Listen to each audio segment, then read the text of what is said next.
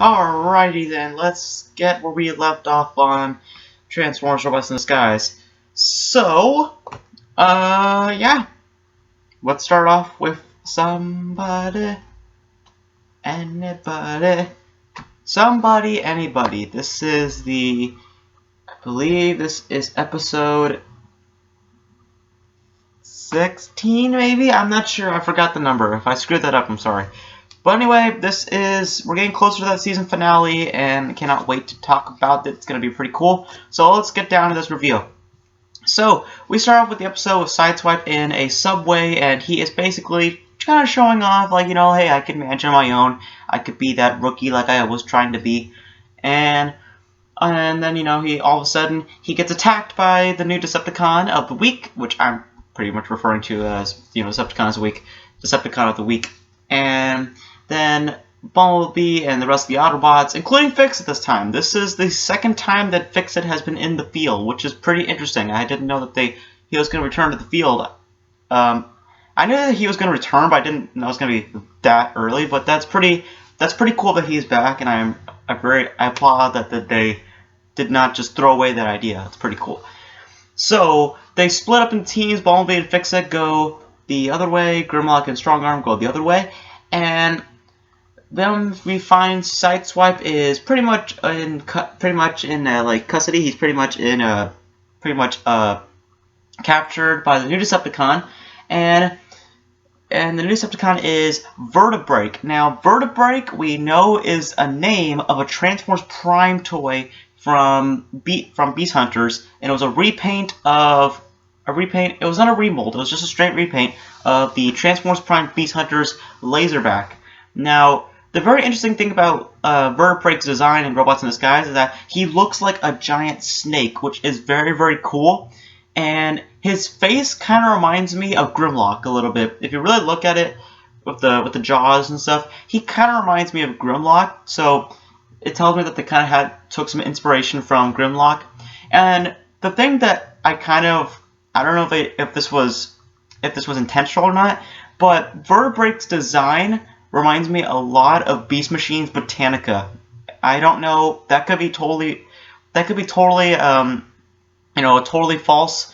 But his design reminds me, the way he's designed, he reminds me a lot of Botanica from Beast Machines. And I don't know if that was intentional or not, but that's pretty cool if that was. So, anyway, Vertebreak has some plans that he wants to do with Sideswipe. And Bumblebee and Fixit are trying to find Sideswipe, and Fixit finds two Sideswipe signals. One of them is weak, one of them is strong, and they go find the first signal, and they find Sideswipe, but it's not Sideswipe. It is Vertebreak using Sideswipe's body. Vertebreak is the head, and he's using Sideswipe's body. Now, everyone knows what this reference is. This is obviously a reference to Transformers Animated when they had the Headmaster gimmick, and I applaud Hasbro for doing that. That's a very, very cool reference. Definitely, probably the best reference I've seen in this show so far, because I really, really love that. That is so cool. I really like that they were able to pull a Transformers Animated reference in there. That's a really, really, and a very good reference also. So pretty cool. The one thing I really have to give this episode some props to is that one little fight with Bumblebee and Vertebreak using Sideswipe's body. The whole, the way they angle it, that was very, very good. I really liked that. The way they angled it, the way they're fighting and it just rotates in a circle, that was really, really cool, and I really liked that. And it really, really makes the fight seem a little bit more cohesive and a little bit more fun, a little bit more interesting. So very, very cool, and very, very happy that they did that. Then after Vertebreak escapes, Bumblebee and Fixit go to the next signal of Sideswipe, and they find Sideswipe just his head. And this is another Transformers Animated reference. This is when Sentinel Prime, his body was taken and his head was left on the floor, and Optimus Prime found him. That was another reference, and I really, really like that. I love that we're getting Transformers Animated references in here, which proves to me that this show is obviously taking points from Transformers Animated.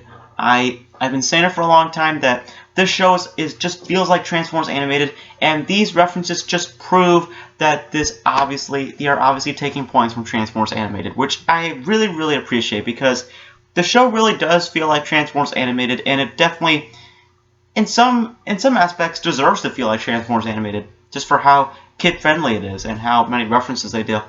So, very, very cool that they were able to pull off some references like that. And then ultimately, we know what happens. Sideswipe basically helps the Autobots because Vertebreak is using Sideswipe's body, and since Vertebreak is using Sideswipe's body and all his techniques, Sideswipe is able to predict what Vertebreak's next move is. So, with that in mind, Bumblebee and the other Autobots were able to capture them, and they were able to escape the subway. And Fixit fixes Sideswipe. Notice I said fixes because here's what happens. Sideswipe and challenges Strongarm to a race, and the ending basically states that Sideswipe is a little not fixed yet, and the other Autobots roll out, and Fixit talks to Sideswipe like there is no tomorrow. So yeah, overall, I really like this episode. This is a good episode. This is a nice episode, and this is also the first episode not to have human characters, which I am very, very well appreciated and very, very well received, because I do not think the humans were needed in this episode at all. So, very, very happy that they didn't include the humans. So that's it for this episode. I hope you guys enjoyed it. What did you guys think of anybody? Did you like the new Decepticon? And what do you want? What other references do you want in the Transformers Robots in the Sky show? So that's it for this episode, and we will be continuing with the other episode that was aired on last Saturday. So let's roll up and roll out.